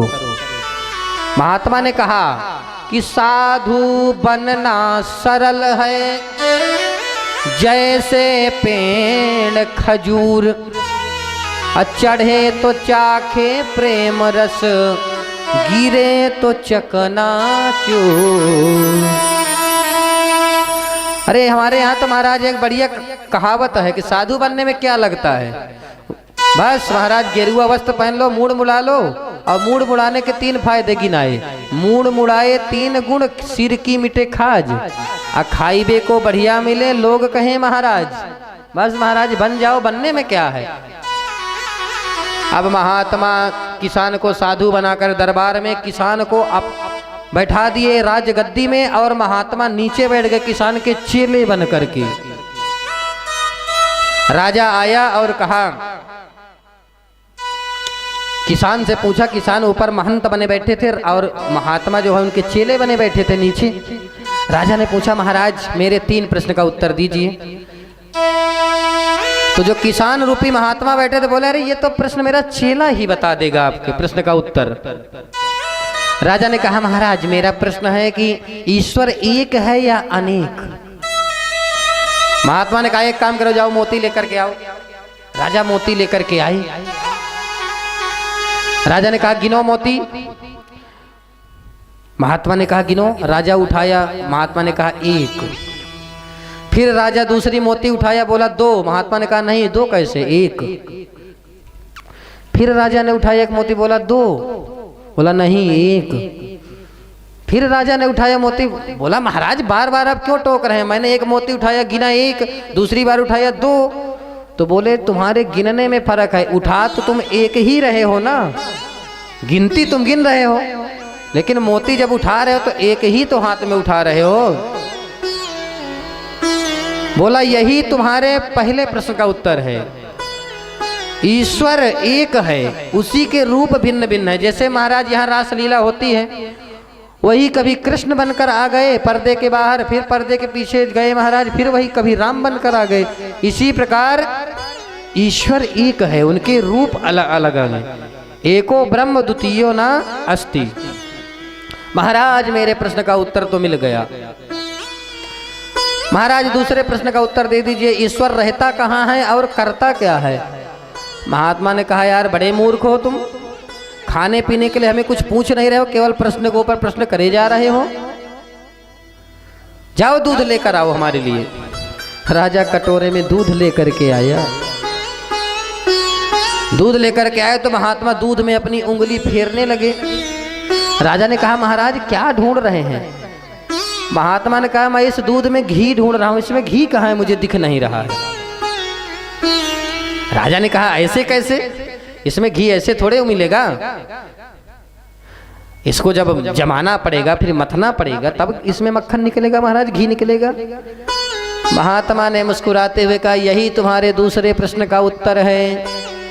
परमात्मा कण कण में रहता है। जब तक भगवान को भक्ति रूप और मुझे नीचे बैठाए हो, तुम ऊपर बैठे हो सिंहासन पर राजा हो करके, तुम्हें इतना भी ज्ञान नहीं कि संत महापुरुषों का आदर किया जाता है, नीचे नहीं बैठाया जाता। राजा तुरंत महात्मा के चरणों में लौट गया, महाराज आप ऊपर बैठिए, मैं नीचे। महात्मा ने कहा, यही तुम्हारे तीसरे प्रश्न का उत्तर है। भगवान जब चाहे तब राजा को रंक बना देता है, अब भगवान जब चाहे तब रंग को राजा बना देते हैं। बोले महाराज मैं धन्य हो गया। बोल भक्तवत्सल भगवान की जय हो। तो यही उपदेश रघुगण को भरत जी महाराज ने दिया। जब भरत जी महाराज ने कहा, त्वयोदितं व्यक्तमपि प्रलब्धं भर्तो समे स्याद्यदि वीरभारः गन्तुर्यदि स्यादधिगम्यमाध्वा पीवेति रासौ न विदां प्रवादः। जैसे ही भरत जी ने उपदेश दिया कि तुम किसको मारना चाहते हो, अरे शरीर तो कभी शरीर मरता है, आत्मा तो अजर अमर अविनाशी है। राजन तुम किसको दंड देना चाहते हो? ये तो शरीर के गुण है, मोटा पतला छोटा बड़ा, आत्मा तो शाश्वत है, अजर अमर अविनाशी है, तुम किसको दंड दोगे? राहुगण ने देखा कि महाराज बड़े बड़े संतों से मैंने सत्संग किया, लेकिन केवल ज्ञान तो खूब झाड़ते हैं, लेकिन ज्ञान असली ज्ञान उतरा हुआ महाराज के दिख रहा है। जब देखा कि कंधे में मोटा जनेऊ और शिखा सूत्र देखा, मस्तक पर तिलक देखा, राहुगण महाराज सुरराज वज्रान न त्रयक्ष शूलान न यमस्य दंडान। महाराज ना तो मैं इंद्र के वज्र से डरता हूँ, भोलेनाथ के त्रिशूल से भी बच सकता हूँ, नारायण के चक्र से भी बच सकता हूँ, लेकिन महाराज मैंने सुना है कि इंद्र कुलिस माम शूल विशाला, इंद्र कुलिस माम शूल विशाला, काल दंड हरि चक्र कराला, काल दंड हरि चक्र कराला, जो इन कर मारा नहीं मरई, जो इन कर मारा नहीं मरई, विप्रद्रोह पावक सो जरई, विप्रद्रोह पावक सो जरई, विप्रद्रोह पावक सो जरई, विप्रद्रोह पावक सो जरई। महाराज ब्राह्मण के कोप से मैं बहुत डरता हूँ, क्योंकि ब्राह्मण का कोप जो है, जिसके ऊपर ब्राह्मण क्रुद्ध होकर के श्राप दे दे तो महाराज रहा न को कुल रोवन हारा। मैं केवल ब्राह्मण के कोप से डरता हूँ, इंद्र के वज्र से, शिव जी के अमोघ त्रिशूल से नहीं डरता उतना जितना ब्राह्मण के कोप से डरता हूँ। महाराज जी महाराज ने कहा, चिंता मत करो, हम जो है क्रोधी ब्राह्मण नहीं हैं। बोले महाराज अभी आप कह रहे थे कि जो है आत्मा को कोई कष्ट नहीं होता। राहुगण ने एक उपदेश दिया, बोला जैसे हम चूल्हा जला करके उसमें बटलोई रखे, बटलोई में पानी रखा, पानी में चावल डाला, तो महाराज पहले धीरे धीरे बटलोई गर्म होगी, फिर पानी गर्म होगा, फिर चावल बन करके भात हो जाएगा। तो इसी प्रकार शरीर है, आप कह रहे हैं आत्मा को कष्ट ही नहीं होता, तो जब कोई मारेगा ऊपर से तो क्या नहीं लगेगा? भरत जी महाराज ने कहा राहुगढ़ हो तो तुम सत्संगी, लेकिन हो बड़े मूर्ख। अरे तुम जिसकी तुलना कर रहे हो, ये पानी, बटलोई, आग, चावल, इनको हम देख सकते हैं, क्या तुम आत्मा को देख सकते हो? ये अवयव हैं, इनको हम देख सकते हैं, और तुम इनको घटा रहे हो निरा अवयव पदार्थ से। अरे कोई कहे कि मैंने आकाश को अपनी मुट्ठी में कैद कर लिया, संभव है? कोई कहे महाराज मैंने तलवार से आकाश के 2 टुकड़े कर दिए, संभव है? कोई ये कहे महाराज मैंने आकाश से चुल्लू में पानी लेकर के आकाश को सींच दिया। जिस प्रकार आकाश का आप कुछ नहीं कर सकते, इसी प्रकार आत्मा भी आकाशवत है। नयनं चिंदन्ति शास्त्राणि नयनं दहति पावकः न चैनम क्लेदयन्तापो न शोषयति मारुतः। ना आत्मा को आग जला सकती है, न वायु सुखा सकती है, न जल डुबा सकता है। राहुगढ़ का उद्धार हुआ। इसके बाद परीक्षित जी ने प्रश्न किया कि महाराज हमें खगोल भूगोल थोड़ा सुना दीजिए। बोलिए सुनो राजन, 9 खंड हैं। 9 खंड में जो जम्बूद्वीप खंड है, उसी में भगवान नर नारायण सदैव विराजमान रहते हैं। एक प्रश्न उठता है बड़ा सुंदर, बड़े भाव से सुनना। भगवान भारत में ही क्यों जन्म लेते हैं? अन्य देश में भगवान क्यों नहीं जन्म लेते? इतने वेद पुराण शास्त्र आपने पढ़ा होगा, सुना होगा। कभी आपने सुना कि भगवान ने अमेरिका में जन्म लिया, भगवान ने श्रीलंका में जन्म लिया? ऐसा क्यों? तो क्या भगवान को हम भारतीय कह सकते हैं? क्या भगवान हमारा पक्ष लेते हैं? भगवान तो त्रिलोकी हैं, त्रिभुवन पति हैं। भगवान को विश्वनाथ कहा जाता है, जो सारे विश्व के नाथ हैं। लेकिन भगवान भारत भूमि में ही क्यों जन्म लेते हैं? तो यहां पर संतों ने बड़ा सुंदर समाधान किया कि अन्य देश भगवान के अंग हैं और भारत भूमि भगवान का हृदय है। देखिए शरीर के अंग में यदि हाथ टूट जाए, पैर टूट जाए तो काम चल जाएगा। अगर हृदय आघात हो जाए, हार्ट अटैक हो जाए महाराज, तो गोविंदाय नमो नमः हो जाएगा। तो भारत भूमि भगवान का हृदय है, और जब तक भारत भूमि में धर्म की ध्वजा की धड़कन धड़कती रहेगी, तब तक सारे विश्व का कल्याण होता रहेगा। बड़ा सुंदर वर्णन किया। भारत भूमि की महिमा का मुक्त कंठ देवतागण गुणगान करते हैं। देवतागण तरसते हैं कि महाराज हमें भी भारत भूमि में जन्म मिल जाए, क्योंकि देवताओं को भगवान की कथा श्रवण करने के लिए नहीं मिलती। उन्हें केवल जब तक उनके पुण्य रहते हैं तब तक उन्हें सबका महाराज सीमित है। ब्रह्मा की पदवी भी सीमित है, इंद्र की पदवी भी सीमित है। ये सब पद हैं जब तक इनके पुण्य है। पुण्य के बाद फिर दूसरे, अब आने वाले मनवंतर में राजा बलि इंद्र बनेंगे। इस समय जो इंद्र की पदवी पर बैठे हैं सची और पुरंदर नाम के राजा। इंद्र एक पद का नाम है, ठीक है? इंद्र किसी का नाम नहीं है। ब्रह्मा एक पद का नाम है, ब्रह्मा किसी का नाम नहीं। जिस प्रकार हमारे यहाँ मुख्यमंत्री प्रधानमंत्री होते हैं, इसी प्रकार पद है। इस पर गणेश पद पर कौन बैठे हैं? शिव जी के पुत्र सुमुख नाम के राजा। गणेश भी एक पद है। इंद्र भी पद है, गणेश भी पद है। इंद्र की पदवी पर पुरंदर नाम के राजा बैठे, उनकी पत्नी का नाम सची, और गणेश के पद पर इस समय सुमुख नाम के राजा बैठे हैं। मुक्त कंठ भारत भूमि की महिमा गाई, गंगा जी की महिमा गाई कि यस्याम स्नानार्थम च गच्छता पुंसाम पदे पदे राजसूय अश्वमेधाद यज्ञम दुर्लभम न फलम इति। गंगा जी की महिमा महाराज इतनी दुर्गम है कि जब अपने घर से हम मन बना करके चलते हैं कि आज हमें गंगा जी में स्नान करना है, एक एक पग घर से बढ़ाने से एक एक अश्वमेघ यज्ञ का फल प्राप्त होता है। इसके बाद सुखदेव महाप्रभु ने कहा कि परीक्षित 7 लोक ऊपर और 7 लोक नीचे हैं। ऊपर के लोक भू भुवः स्वः महाजनः तप और सत्य। नीचे के क्या हैं? अतल बितल सुतल तलातर लसातल महातल और पाताल। यह पूरा ब्रह्मांड जो है 50 करोड़ योजन की दूरी पर स्थित है। पृथ्वी से 99,000 यौवन दक्षिण दिशा की तरफ यमराजपुरी की संयमनीपुरी है। कहाँ है?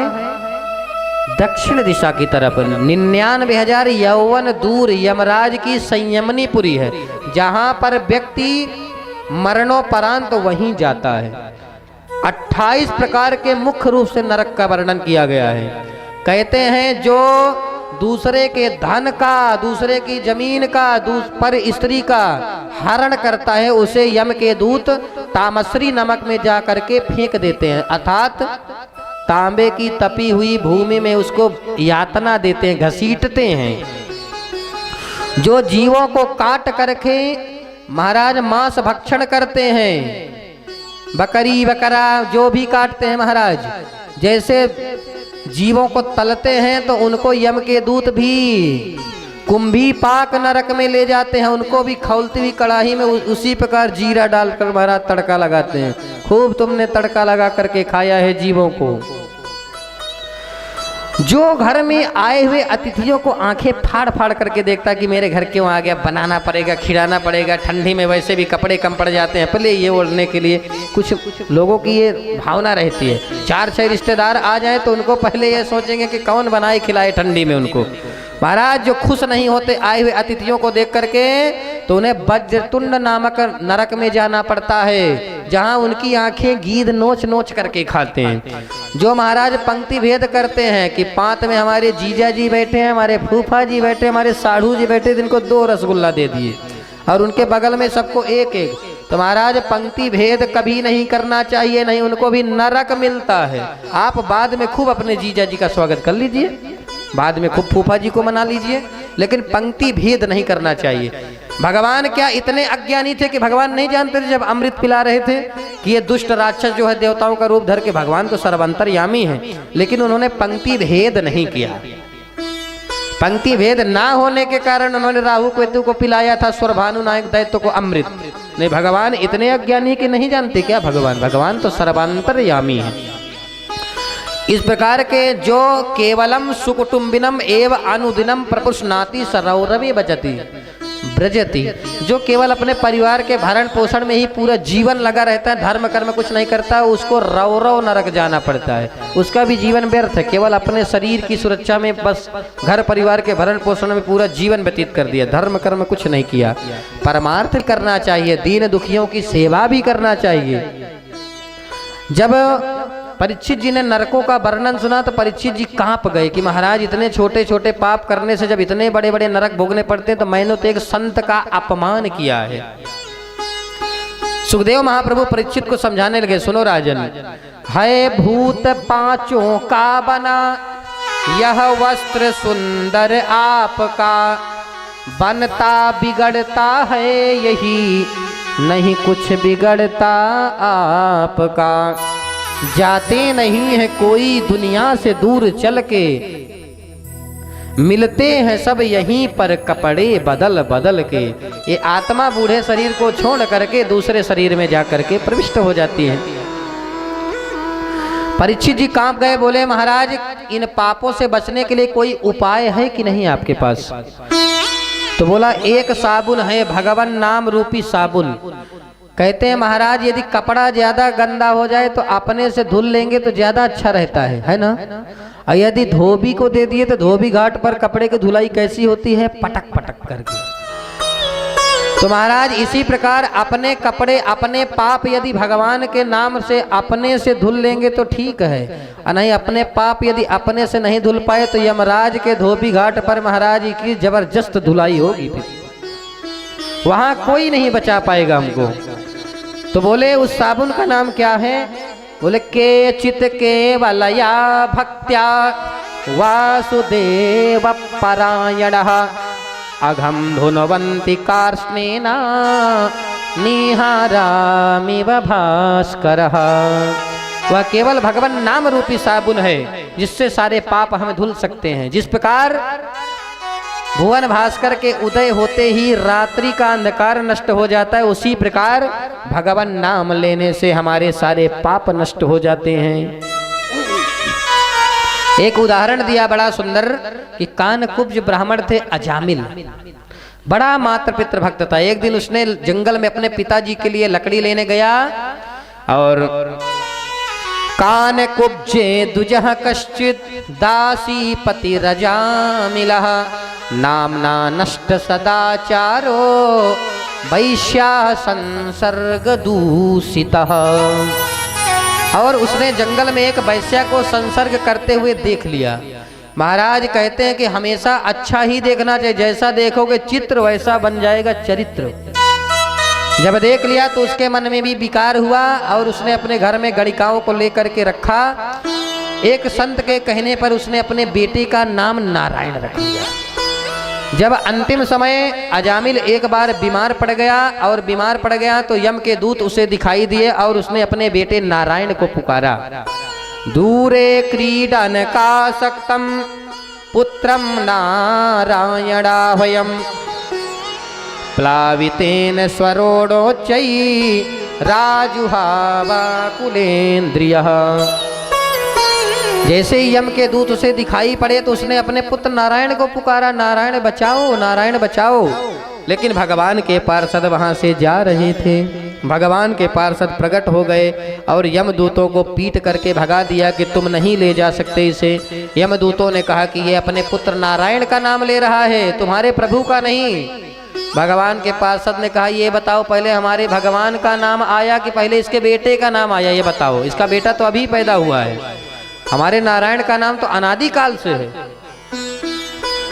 और यमदूतों ने पिट करके भगा दिया, क्योंकि भगवान का नाम महाराज चाहे भाव से जपो चाहे कुभाव से जपो मंगल करता है। भगवान का नाम देखिए वस्तु शक्ति ज्ञान की अपेक्षा नहीं रखती। यदि छोटा सा बच्चा है और छोटा से बच्चे को पता ना चले कि मुझे आग जला देगी और वो आग में हाथ डाल दे तो क्या आग उस पर दया करेगी? जल जाएगा उसका हाथ। आप जाने में डालिए या अनजाने में डालिए, अगर आग में अपना हाथ आप स्पर्श कराएंगे तो जल जाएगा। बिजली के तार का करंट जो है आप जाने में छू लीजिए चाहे अनजाने में, लेकिन करंट आपको मारेगा।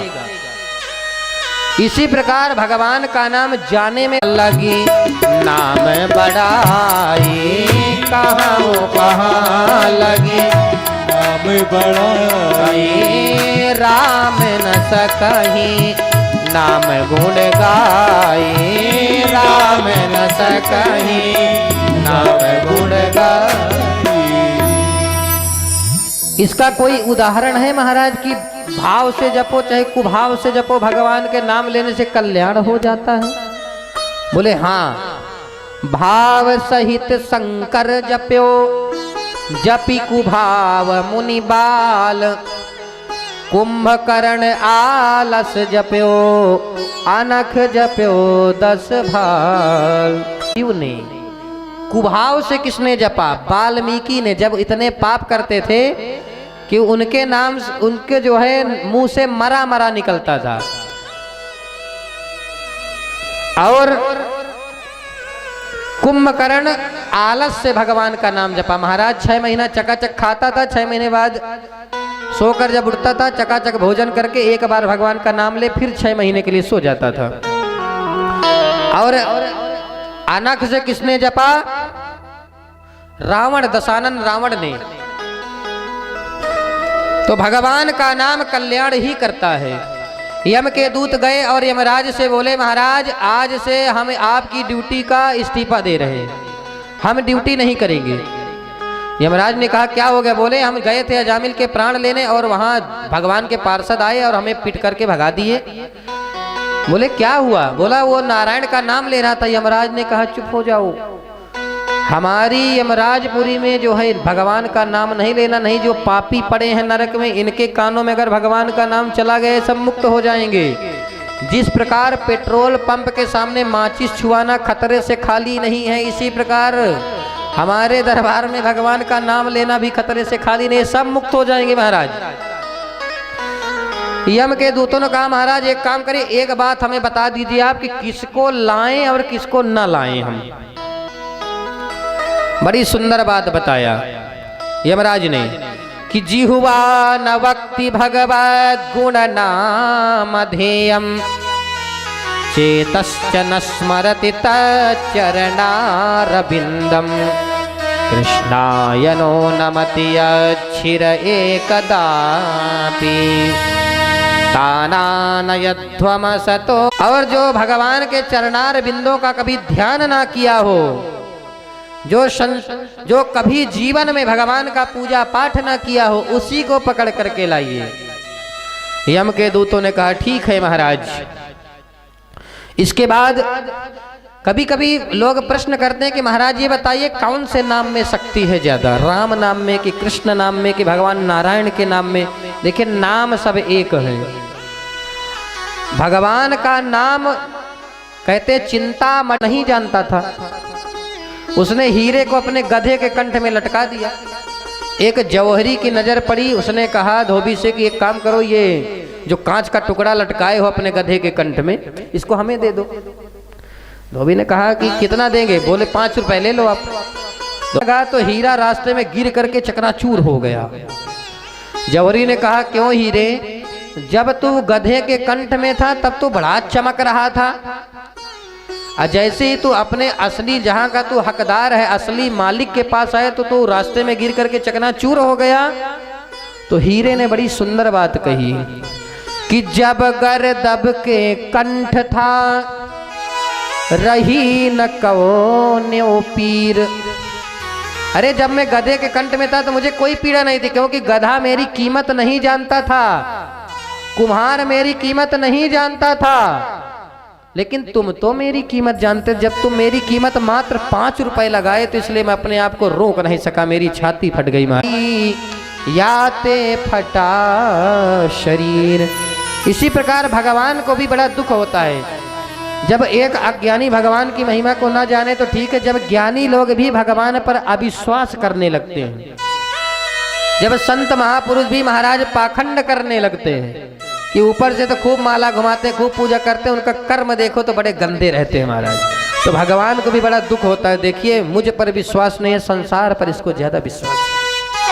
तो आइए आज की कथा को यहीं पर हम विश्राम देंगे और बड़े भाव से जिस प्रकार भगवान अजामिल का उद्धार किया, इसी प्रकार हम सब पर भगवान की कृपा हो। बड़े भाव से मीठी मीठी तालियों के साथ संकीर्तन करें। अरे होई गए भाव से पार लेकर नाम तेरा सब, होई गए भाव से पार लेकर नाम तेरा सब, होई गए भाव से पार लेकर नाम तेरा सब, होई गए भाव से पार लेकर नाम तेरा सब, हो गए भाव से पार लेकर नाम तेरा।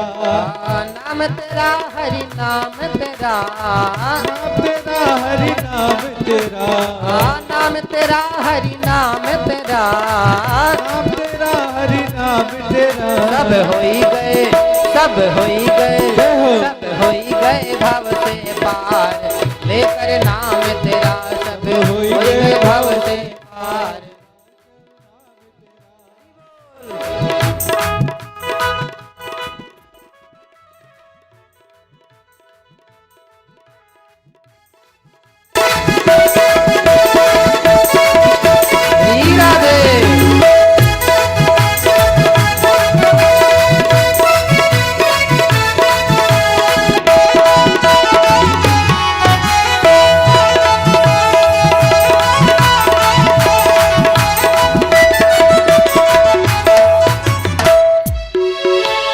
वाल्मीकि अति दीन दुखी था, वाल्मीकि अति दीन दुखी था, वाल्मीकि अति दीन दुखी था, वाल्मीकि अति दीन दुखी था। पूरे कर्म में सदा लीन था, पूरे काम में सदा लीन था, पूरे कर्म में सदा लीन था, पूरे कर्म में सदा लीन था। करि रामायण, करि रामायण, करि रामायण तैयार लेकर नाम तेरा, करि रामायण तैयार लेकर नाम तेरा। सब होई गए भव से पार लेकर नाम तेरा, सब हो गए भव से पार लेकर नाम तेरा।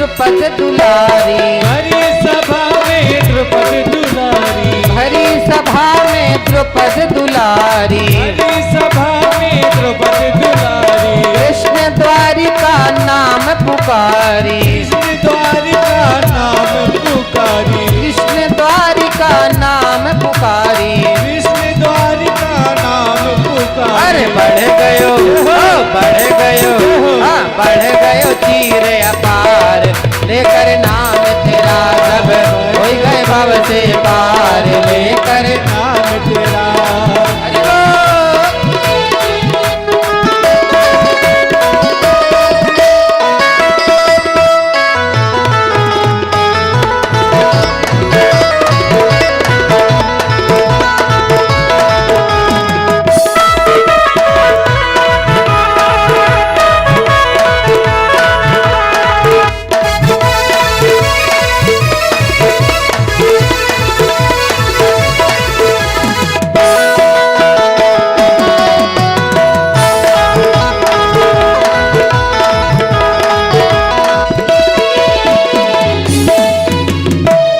गज ने आधा नाम पुकारा, गज ने आधा नाम पुकारा, गज ने आधा नाम पुकारा, गज ने आधा नाम पुकारा, करुण छोड़ कर उसे उबारा, छोड़ कर उसे उबारा, करुण छोड़ कर उसे उबारा। करुण छोड़ के उसे उबारा। अरे किया ओ किया, अरे किया ग्राह उद्धार, लेकर नाम तेरा किया ग्रह उद्धार, लेकर नाम तेरा सब होई गए भव से पार, लेकर नाम तेरा सब होई गए भव से पार, लेकर नाम तेरा, नाम तेरा हरि नाम तेरा, नाम तेरा हरि नाम तेरा, नाम तेरा हरि नाम तेरा, नाम तेरा हरि नाम तेरा, नाम तेरा हरि नाम तेरा। होई गए सब होई गए, सब होई गए भव से पार, लेकर नाम तेरा सब होई गए भव से पार, लेकर नाम तेरा सब होई गए भव से पार, लेकर नाम तेरा सब होई गए भव से पार, लेकर नाम तेरा सब होई गए भव से पार, लेकर नाम तेरा सब होई गए भव से पार, लेकर नाम तेरा सब होई गए भव से पार, लेकर नाम तेरा सब होई गए भव से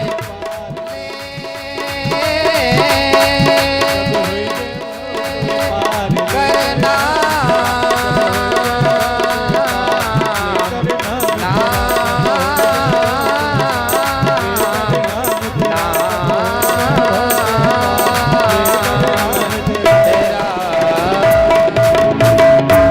बोल वृंदावन बाकी बिहारी लाल की जय हो।